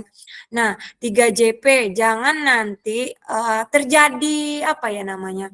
Miskomunikasi lah antara guru satu dan guru yang lainnya. Itu aja sebenarnya yang ditekankan. Membiasakan anak, kan kadang kita kan ganti PJOK nih banyak kadang mencuri jam teman kan. Nah, jadi itu yang harus ditekankan gitu. Nah, bagaimana kita ini biar orang kurikulum itu tahu loh, nggak semuanya PJOK tuh dikambing hitamkan. Kadang anak terlambat masuk kelas, misalnya tadi jam PJOK, kemudian anak-anak tiba-tiba lambat masuk kelas. Nah, ternyata dikambing hitamkan ini. Itu karena tadi ganti baju, padahal kan bisa jadi anak itu sendiri yang mungkin entah kemana-mana akhirnya dia terlambat. Nah, jadi kalau lah Bapak Ibu terlibat di dalam proses penyusunan pengembangan kurikulum itu, pendapat-pendapat itu tadi tersampaikan gitu. Nah, jadi orang nggak memandang kita ini, kita yang PJOK itu nggak sembarangan aja gitu. Nah, Pak, bisa ya dicerna ya. Jadi dia tuh, nah, kita nih nggak dijadi kambing hitam lah. Misalnya anak nggak ganti baju. Kadang kan nggak semua guru nih Pak senang kalau anaknya nggak ganti baju habis olahraga. Ada juga kadang memang guru yang cuek aja, ya udahlah terserah lah mau ganti baju nggak ganti baju nggak masalah. Tapi ada juga yang mungkin guru-gurunya mungkin anaknya ini wajib ganti baju. Nah, terkadang kita di situ kita miskomunikasinya begitu. Nah, terkadang kita ada ngasih waktu anak nih untuk ganti baju, ternyata anak nggak mengikuti aturan kita gitu. Nah, jadi untuk menghilangkan miss itu tadi Pak, makanya kita perlu ikut terlibat dalam, kan bahasanya pengembangan, bukan kita mentok langsung menyusun itu enggak. Jadi ikut kita terlibat dalam proses penyusunan itu tadi. Jadi itu aja biar menjaga nggak saling miskomunikasi antara kita gitu ya Bapak Ibu. Ada lagi yang mau berpendapat? Nih, apa saja yang selama ini Bapak Ibu anggap menjadi sesuatu yang bernilai untuk dipelajari murid di kelas PJOK? Siapa yang mau? Apa saja yang selama ini Bapak Ibu anggap menjadi sesuatu yang bernilai? Apa sih yang bernilai menurut Bapak Ibu selama Bapak Ibu belajar PJOK bersama peserta didiknya? Iya Pak. Ada Pak. Siapa yang mau jawab? Ini kita tadi kan awalnya judulnya diskusi ya, jadi ini berbagi. Apa yang Bapak Ibu anggap menjadi sesuatu yang bernilai gitu ya, untuk dipelajari murid. Oh ini yang nilai nih, ada harganya ini. Biar peserta didik itu tahu ini gini. Siapa yang mau bisa berbagi cerita siapa? Mungkin ada punya pengalaman yang berkesan bersama peserta didiknya. Saya yakin pasti ada, cuman Bapak Ibu nggak mau menyampaikan aja ini. Ayo, Bu Tina, Pak Riau. Ya, Bu. Ya, Bu. Silakan. Bu, saya dikit. Apakah prestasi yang sering anak dapat itu dalam mengikuti? Oh, apa ya suara Pak Riau? Agak ini. Apa Pak? Bisa diulangi Pak? Ya, Bu. Udah normal kah? Udah. Apakah prestasi yang misalnya kita mencapai prestasi, anak-anak ini sering mendapatkan prestasi juga menjadikan satu kebanggaan buat sekolah kita. Apakah itu termasuk juga nilai yang harus sesuatu yang bernilai untuk kita atau untuk gimana Bu? Prestasi yang sering dapat sama anak kita membawa nama sekolah kita, juga untuk kita juga di luar di lingkungan sekolah yang banyak seperti itu. Apakah itu juga sesuatu yang bernilai? Menurut Bapak itu bagaimana? Bernilai nggak untuk Bapak? Kalau menurut saya itu kalau menurut saya yang berprestasi membanggakan itu adalah suatu nilai lah Bu, buat saya. Ibaratnya ada apa namanya bahasanya ya? Ada kebanggaan buat kita dan sekolah kita. Seperti itu, Bu. Nah, jadi itu yang mau Bapak tanamkan kepada peserta didik Bapak. Iya. Jadi itu ya. Misalnya seperti ini, Bu. Karena proses belajar mengajar di sekolah mungkin kita tidak menilai aspeknya seperti apa. Tapi mungkin kalau bagi diri saya prestasi yang di luar mungkin lebih mendapatkan suatu kebanggaan buat diri kita dan sekolah kita. Itu aja, Bu. Oke, jadi saya tarik kesimpulan. Jadi memang sesuatu yang anak Pak Rio ini bercerita, anak yang berprestasi mungkin akan bisa menjadikan contoh bagi teman-teman yang lain. Nah, jadi memang dari yang anak yang berprestasi itu tadi tentunya akan memotivasi peserta didik kita yang lain untuk berprestasi tentunya. Mungkin dari yang dia lihat ada temannya yang menang sepak bola, mungkin dia ujung-ujungnya nanti dia mau ikut ekskul sepak bola.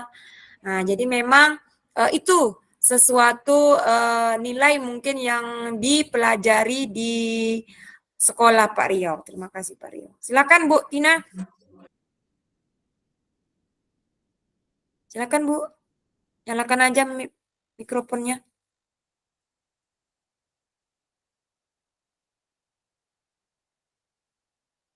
Bu Tina. Iya Bu, silakan. Nyalakan aja mic-nya Bu.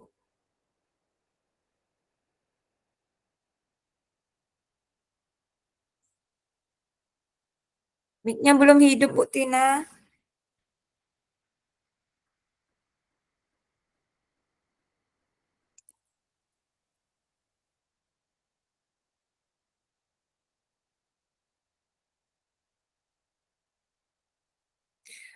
Bu Tina.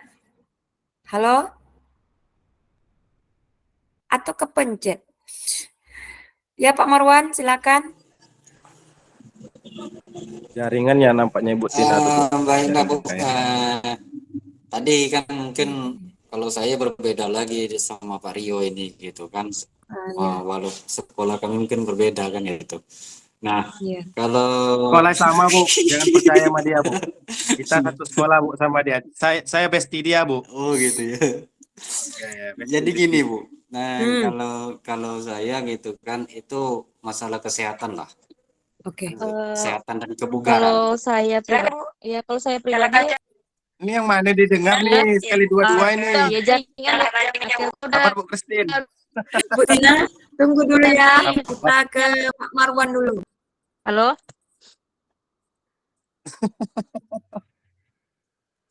Halo. Satu-satu ya. Oke, Pak Marwan aja dulu. Silakan Pak Marwan. Tempat saya jaringan lagi nggak bagus. Udah dihidupin padahal ya. Ya udah matikan aja Bu. Oke, Bu Tina nanti ya, Bu. Kita ke Pak Marwan dulu. Oke. Silakan. Pak Marwan. Nah, kalau saya di sini yang suatu itu yang bernilai itu masalah kesehatan dan kebugaran. Karena itu. Karena di situ ada pola makan sehat, menjaga kesehatan fisik dan mental. Itu aja, Bu. Terima kasih, Pak Marwan. Bu, udah dengar belum suara saya? Belum. Oke, Bu Tina silakan. Sudah dengar, Bu. Silakan, Bu. Kalau saya pribadi, Bu, yang menjadi nilai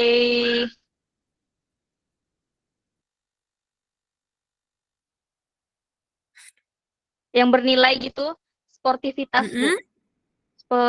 Sportivitas anak. Karena dalam sportivitas itu ada banyak nilainya gitu, Bu. Kayak tanggung jawab, kerjasama gitu. Oke. Ada lagi, Bu? Udah, Bu, cukup. Oke. Sedikit Bu. Banyak lah. Ada lagi, Bapak Ibu? Singkat, padat, dan jelas, Pak. Oh ya lah. Sportivitas, prestasi, kesehatan. Ada lagi? Oke, Bapak Ibu, memang pada dasarnya seperti yang disampaikan Pak Marwan tadi, setiap sekolah, setiap orang pasti masing-masing punya satu nilai yang ingin ditekankannya kepada peserta didiknya. Entah itu motivasi, entah itu pembelajaran tentang kesehatan, entah itu tentang sportivitas, pasti setiap Bapak Ibu punya tersendiri yang ingin Bapak Ibu betul-betul tanamkan kepada peserta didik Bapak Ibu ya. Jadi memang apapun nilai yang ingin Bapak Ibu tanamkan, saya harap Bapak Ibu bisa konsisten karena untuk bisa mencapai itu tentunya dibutuhkan rutinitas. Nah, jadi memang harus selalu, apalagi mengingat peserta didik kita ini memang harus selalu diingatkan biar dia bisa melakukan nilai-nilai yang kita harapkan tadi. Gitu ya Bapak Ibu. Oke Bapak Ibu, yang ketiga, bagaimana Bapak Ibu akan mengintegrasikan itu semua dalam proses pengembangan kurikulum mata pelajaran PJOK yang sekarang berlaku? Silakan Bapak Ibu. Dari nilai-nilai yang tadi itu, kira-kira Bapak Ibu mau mengimplementasikannya di mana? Apakah di setiap jam pembelajaran PJOK atau Bapak Ibu punya waktu khusus? Ada yang mau berkomentar? Silakan.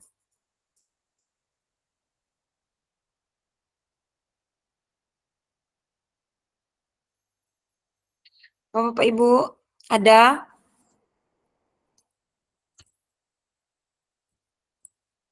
Kira-kira bagaimana dari nilai-nilai yang udah disampaikan teman-teman kita tadi atau Bapak Ibu punya nilai tersendiri?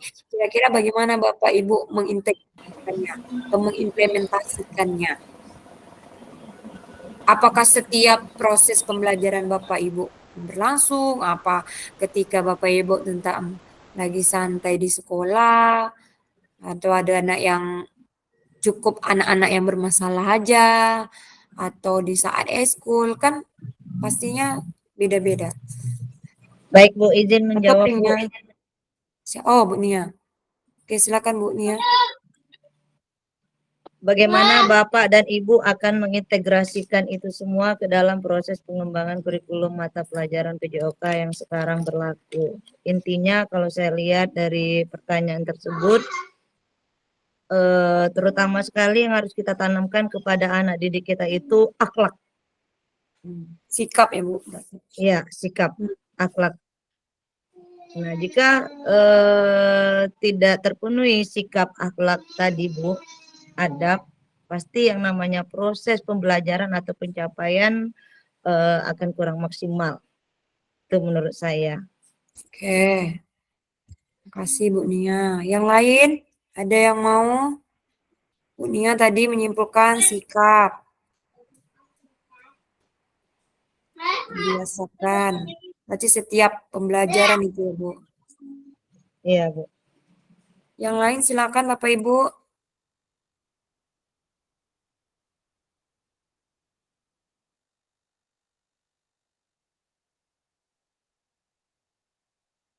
Ada lagi? Gak ada? Pak Wahyudi, Pak Marwan, Pak Riau, ingin menambahkan dari Bu Nia? Kalau saya nambahkan sedikit Bu, yaitu juga kedisiplin anak-anak Bu. Oke, masih sikap.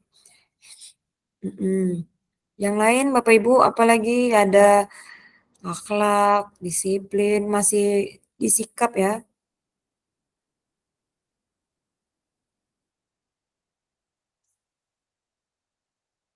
Habis? Nah, Bapak Ibu memang kita harus bagaimana ya, mengimplementasikan sikap-sikap itu di setiap ranah kita. Maksudnya itu setiap pembelajaran kita. Sekiranya itu kurang, Bapak Ibu mungkin memang harus dimulai dari proses pembelajaran Bapak Ibu itu. Nah, memang sikapnya, pengetahuannya, keterampilannya itu mungkin harus Bapak Ibu tekankan, apalagi sikap. Memang tujuan utamanya adalah sikap. Bagaimana anak itu berakhlak baik, punya disiplin yang bagus. Kalaulah sikapnya terbentuk, saya yakin dan percaya pengetahuan dan keterampilan itu pun lambat laun juga akan terbentuk. Nah, memang untuk mencapai itu semua, untuk mencapai 3 aspek itu tentunya kita membutuhkan waktunya pun juga nggak akan mungkin bisa kita terapkan. Memang membentuk karakter anak itu kan nggak mungkin cuman di 3 jam pelajaran itu aja kan. Makanya memang butuh proses. Tapi setidaknya 3 aspek tersebut harus kita jadikan rutinitas. Misalnya mau menekankan mereka tetap disiplin, ya otomatis yang harus dikasih contoh adalah tentunya kita. Kita yang terlebih dahulu terlibat di situ. Kita membiasakan anak tepat waktu datang, otomatis kita juga masuk kelas harus tepat waktu. Kita membiasakan anak menggunakan seragam olahraga misalnya. Tentunya kita juga harus menggunakan seragam olahraga. Membiasakan anak untuk beriman dan bertakwa, tentunya kita juga harus bersama-sama mengajak anak itu berdoa sebelum memulai pembelajaran. Jadi memang kebiasaan-kebiasaan itu yang nantinya akan membawa anak kan nilai-nilai yang diinginkan, yang sesuai dengan pengembangan kurikulum tersebut. Nah, ada 6 faktor yang mempengaruhi pengembangan PJOK. 1, kebutuhan karakteristik peserta didik. Ini yang tadi yang awal tadi yang saya bilang bahwasanya peserta didik itu mempunyai kultur yang berbeda, budaya yang berbeda, nggak akan sama karakter peserta didik Pak Riau dengan karakteristik peserta didik Ibu Laila mungkin. Nah, kemudian konteks masyarakatnya, begitu juga karena lingkungannya yang berbeda, otomatis lingkungan anak pun juga akan mempunyai karakter yang berbeda. Nah, di sini waktu, alokasi jam pelajaran, cakupan dan tahapan waktu di sini ini masih berdempet dengan alokasi jam pelajaran ya Bapak Ibu. Nah, jadi memang pengembangan program PJOK ini nggak bisa hanya pembelajaran PJOK itu nggak bisa hanya di 3 JP itu aja Bapak Ibu. Kalau memang Bapak Ibu mau mengembangkan, mau menjadi anak punya prestasi yang lebih, makanya nggak habis di 3 JP itu aja. Bapak Ibu harus menambah jam lagi, entah itu eskul dan segala macamnya. Nah, cangkupan dan tahapannya itu tadi saya bilang, entah mengadakan eskul, entah ada kegiatan pengembangan prestasi setiap Sabtu Minggu, nah, untuk mendapatkan itu tadi prestasi yang diinginkan. Kemudian teknologi. Nah, tidak terlepas dari semua ini, teknologi tidak kalah pentingnya, apalagi di zaman sekarang kita lihat perkembangan teknologi semakin pesat, semakin maju, jadi memang kita harus mengkaitkan proses pembelajaran kita ini dengan teknologi. Oke, aktivitas ketiga, karakteristik utama kurikulum Merdeka dan artikulasi Ki Hajar Dewantara dalam pendidikan nasional. Nah, menurut Bapak Ibu, kata kunci apa yang berulang kali kita telah bahas dalam mengembangkan kurikulum PJOK? Coba silakan Bapak Ibu tulis di kolom komentar. Kira-kira dari yang udah kita bahas tadi, apa sih yang sering berulang kali muncul dalam pengembangan kurikulum PJOK itu Bapak Ibu? Apa yang banyak muncul? Dari yang sudah kita jabarkan tadi, jadi yang sudah kita bahas, sudah kita diskusikan bersama teman-teman. Kira-kira kata kuncinya apa? Bahwa PJOK itu harus gini mungkin, ini mungkin, kata kunci nggak usah banyak-banyak. Silakan Bapak Ibu ditulis di kolom chat. Tulis di kolom chat. Nggak perlu panjang-panjang, karena kata kunci aja. Apa yang paling banyak muncul dari pembahasan tentang pengembangan kurikulum PJOK?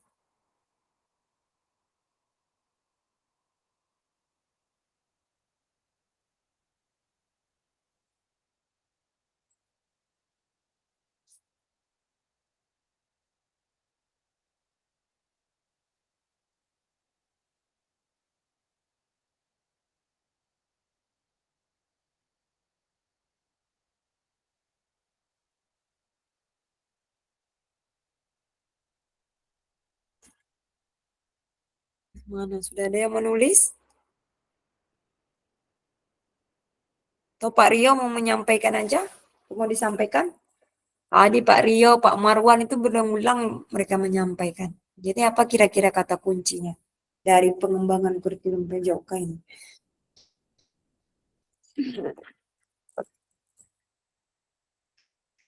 Nah, tujuan pada peserta didik, proses pembelajaran anak, yang lain. Oke. Banyak nih, ada 12 harusnya jawabannya.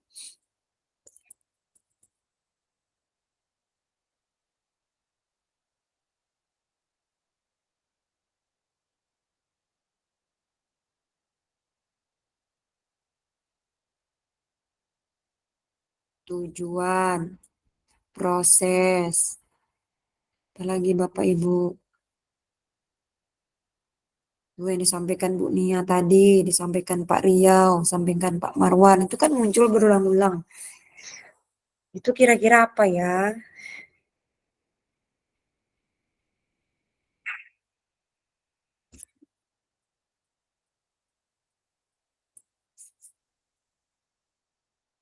Nah, jadi untuk menjawab ini Bapak Ibu, di sini sudah ada penjelasan Bapak Ibu.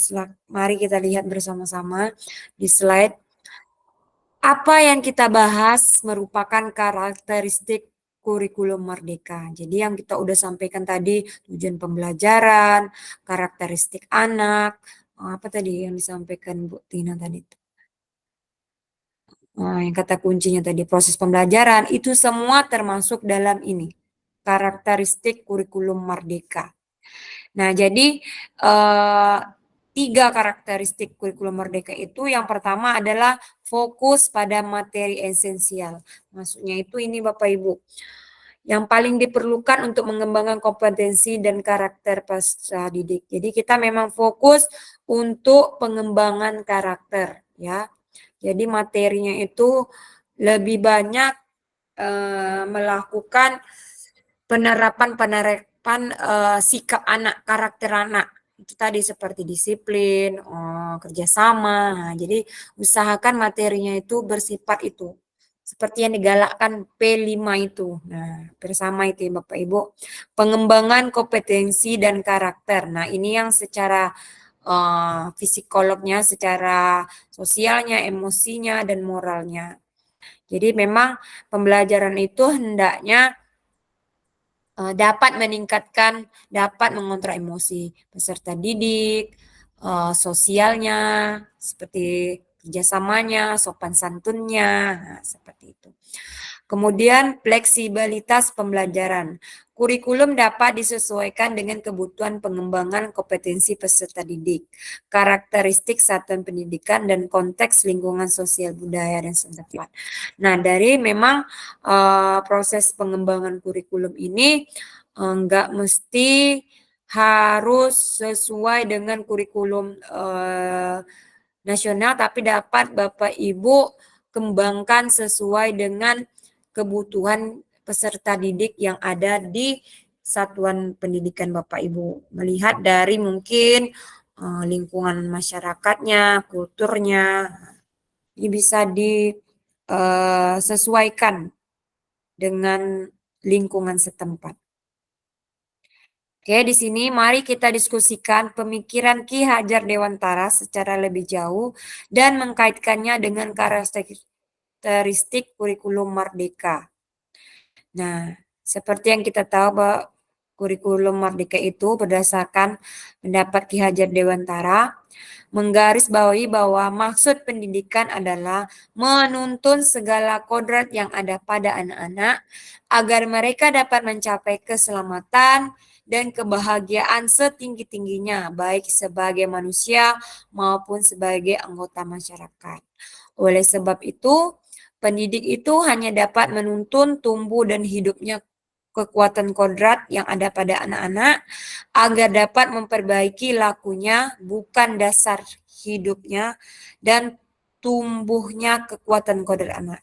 Jadi memang dari sisi sini Bapak Ibu, kita sebagai pendidik, sebagai guru, itu hanya bisa menuntun anak tersebut Bapak Ibu. Jadi bukan kita yang menentukan anak itu harus jadi ini, jadi itu. Nah, kita ini hanya sebagai penunjuk jalan.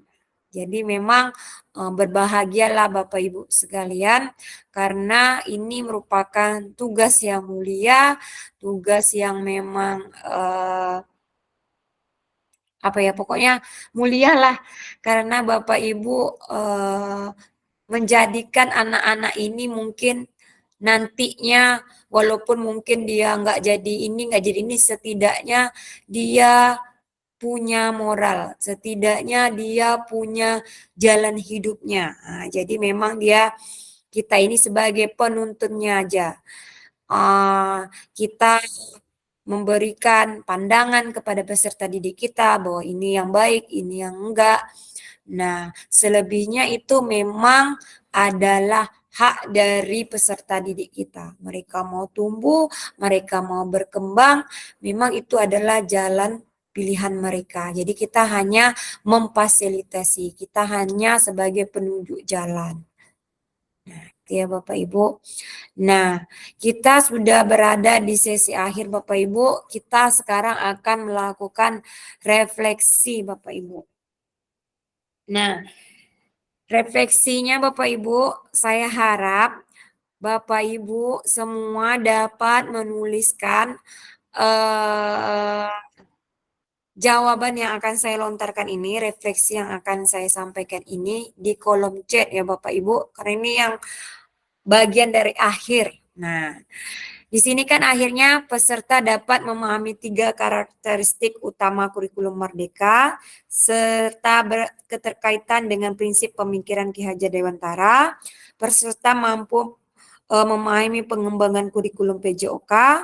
Peserta mampu memahami penyusunan program PJOK yang berkualitas dengan back design. Nah, refleksinya adalah Bapak Ibu, silakan Bapak Ibu menuliskan dari modul ini apa sih 3 karakteristik utama dalam penyusunan kurikulum Merdeka dan 3 poin penting dalam penyusunan backward design.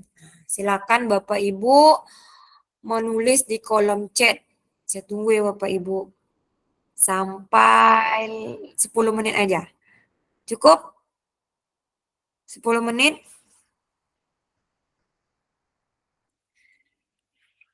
Apa karakteristik yang ini nomor 1 nih Bapak Ibu? Kan ada 3 tuh. Nah, silakan Bapak Ibu tuliskan. Kemudian tuliskan juga yang nomor 3 karakteristik penyusunan backward design.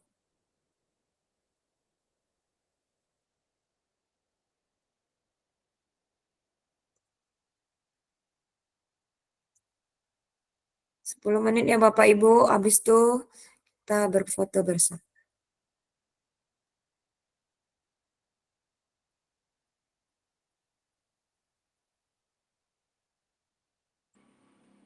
Izin aklamasi boleh Bu? Ya udah bolehlah. Makasih atas pengertiannya. Yang lain boleh ya, karena mau bahan dokumentasi. Oke, silakan Bu Nia. Baik, izin saya Bapak Ibu Wasda untuk menjawab pertanyaan 3 tersebut. Halo? Ya, silakan Bu.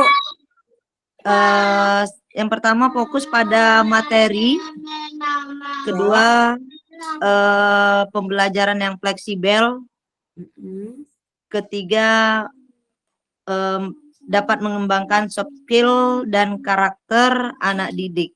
Karena selain itu kurikulum Merdeka Belajar mempunyai keunggulan sederhana, mendalam, dan lebih relevan lagi dengan interaktif untuk meningkatkan kreativitas mengajar dengan memberikan dukungan perangkat ajar dan mengedepankan sikap gotong royong yang beradab, berakhlak yang baik. Terima kasih, Bu. Oke. Silakan Bu Nia tadi nomor 1. Yang nomor 3-nya silakan siapa yang mau Aklamasi boleh. Bu Laila, 3 karakteristik peserta didik, mengembangkan kepercayaan peserta didik. Meningkatkan aspek jasmani, mental, dan emosional. 3 ini masih yang nomor 1 ya Bapak Ibu ya.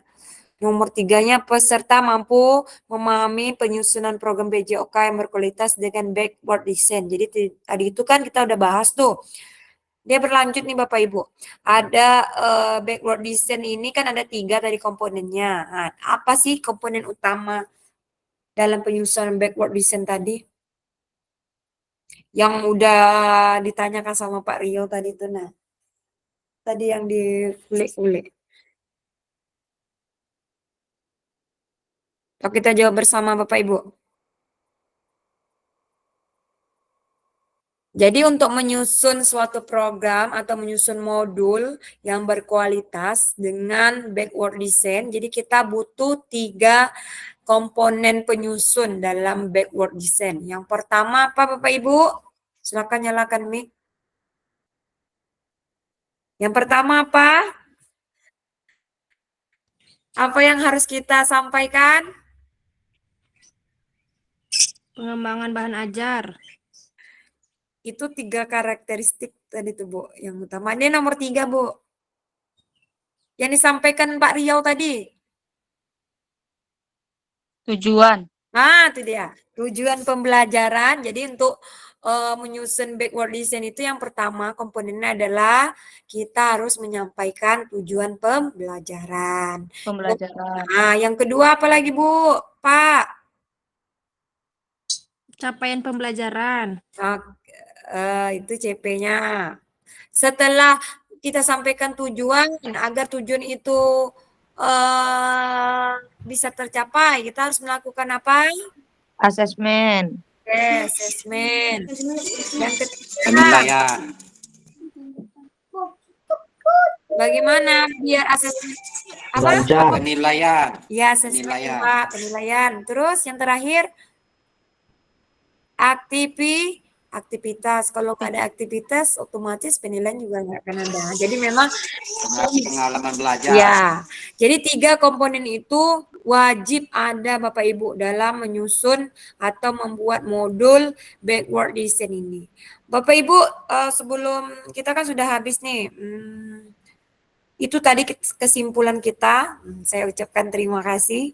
Itu tadi kesimpulan kita. Jadi pembelajaran kita hari ini adalah mengenai backward design dan 3 karakteristik dalam kurikulum Merdeka. Itu tadi 3 karakteristik kurikulum Merdeka sudah disampaikan Bu Nia.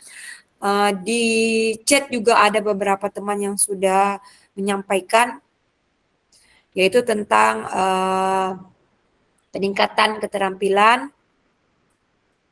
fokus pada materi, kegiatan pembelajaran lebih fleksibel. Nah, saya mengingatkan kembali Bapak Ibu, kita kan mau tatap muka. Dulu pernah ada nggak waktu kita baru awal-awal tugas itu ada disuruh membuat video ya kan? Ya kan Bapak Ibu, Ada. masih ingat Bapak Ibu? Nah, Oh iya Bu, saya mau nanya Bu. Ada. Video itu apakah dimulai dari Ya. kita mulai membaca doa sekali sampai kita akhir sesi pembelajaran kita?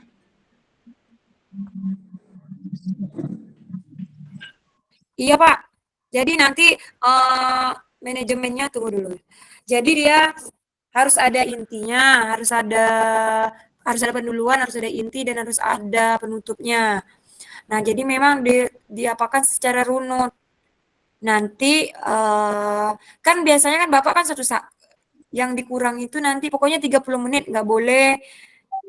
Oh 30 menit waktunya, lebih boleh?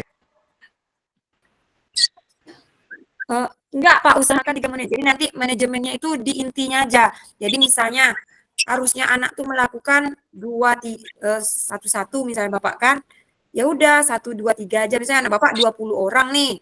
Nah, tapi nanti melakukan 3 orang aja gitu. Kalau Bapak mau melakukan 1 misalnya kan nggak akan cukup tuh waktunya.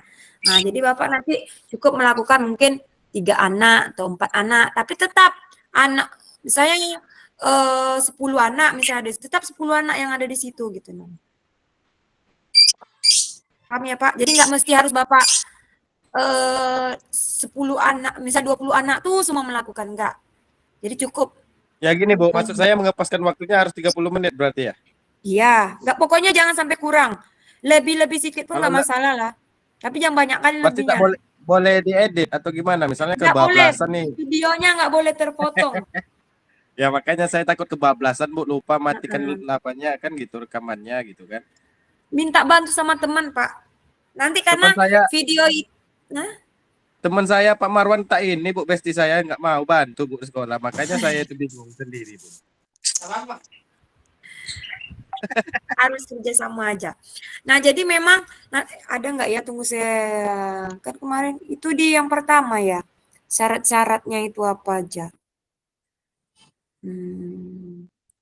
Di pertemuan pertama kemarin tuh kan? Iya, iya. Tunggu, mana ya? Oh, bunyi burung siapa itu? Burung Bu Laila. Ya, suami pencinta itu, Pak. Oh, Karena gitu. Bu Laila kurang burung, jadi ditambah burungnya. Astagfirullahaladzim. Oh, mana pula ya barang itu, Bu? Bu, sekarang ini aja Bu, secara apa ya, secara garis besar aja Ibu sampaikan. Ya begitu Pak. Inti-intinya aja. Pokoknya Oh, harus berarti ada intinya, ya. harus ada pendahuluan, harus ada inti, ada harus penutup. Nggak boleh dipotong. Intinya videonya nggak boleh dipotong. Nah, Berarti kurang lebih sama dengan video UK KPPG ini, Bu? hampir lah mirip. Apa Pak Marwan? Silakan Pak Marwan. Dua PR kami, Gini Bu, Bu. kalau masalah inti tujuan itu kan berarti itu cuman kita tidak bisa di lapangan kan itu. Harus Pak, harus di lapangan dia Pak. Harus di lapangan. Nah, Ya. kalau di lapangan itu kita melihat intinya gimana? Itu proses anak. Kan anak melakukan nanti. Oh gitu Bu. Jadi kalau di lokal nggak bisa? Dia kan, kita ini kan memang harus melihat gerak anak. Jadi carilah materi yang materi-materi, jangan ambil materi kesehatan. Kalau materi kesehatan kan banyak di kelas tuh. Oh, iya. Nah, jadi Bapak ambil materi-materi lapangan gitu. Nah, Rencananya gini Bu. Rencananya kan ini baru rencana kan. Rencananya saya menggunakan Infokus. Nah, di sana kan anak itu bisa mengenal teknologi kan itu Bu. Boleh. Nah, di situ rencana saya seperti itu Bu. Oh, teknologi. Jadi Bapak mau, ya udah Bapak bawa aja, nanti kan harus ada ke lapangan. Prakteknya lah, betul itu. Prakteknya nanti di luar. Mantap Pak Marwan tuh, Pak Marwan. Kami aja mungkin tak pakai fokus. Awak tak pakai fokus-fokus awak. Bestie awak ini memang luar biasa. Nah, nanti kalau Pak Rio gitu kan, nah itu bisa diatur aja itu. Luar biasa. Bukan luar biasa lagi dengan Pak Marwan, luar binasa. Pokoknya senatural mungkin lah. Jangan Oke Bu, berarti efek atau kamera efek nggak boleh berarti ya? Maklum lah Bu. Pak, dia nggak boleh diedit. Pokoknya natural. Karena nanti itu yang bakalan kita bahas, video Bapak Ibu itu yang bakalan kita bahas nanti di tatap muka. Oh iya lah Bu. Nah, tatap mukanya tanggal 13 Oktober. 13 Bu, tak bisa digeser lagi Bu. Tapi gini Bu, kalau pembahasan masalah teknologi itu Bu. Gugupan itu Bu. Bu, baterai saya habis Bu, udah Bu, belum Bu, kalau pembahasan masalah teknologi itu Bu, itu otomatis kan kita di lokal Bu, tidak di luar. Karena kan kita menggunakan fokus. Bapak Marwan yang terhormat, guru PJOK itu harus bisa menguasai di luar maupun di dalam ruangan. Ibu fasilitator itu dia. HP saya mati, mohon maaf saya keluar duluan nih kayaknya. Ya. Mohon maaf Bu. Oke. Pak, gini deh. Bapak mau ngambil materi apa tentang teknologi? Saya rasa nggak ada teknologi materi kita. Saya rasa ya. Tapi mungkin kalau Bapak misalnya, Bapak mau materi gerak lokomotor non lokomotor misalnya gini. Bapak mau tunjukkan dulu ini loh nak gerakan lokomotor melalui video misalnya. Boleh, kan itu nggak makan waktu lama Pak. Mengamati berapa sih? Nah, kalau udah tuh langsung Bapak bawa anak tuh ke lapangan. Otomatis kalau sudah anak melihat video, apa perlu Bapak demonstrasikan lagi? Saya rasa nggak akan perlu lagi Bapak mendemokan.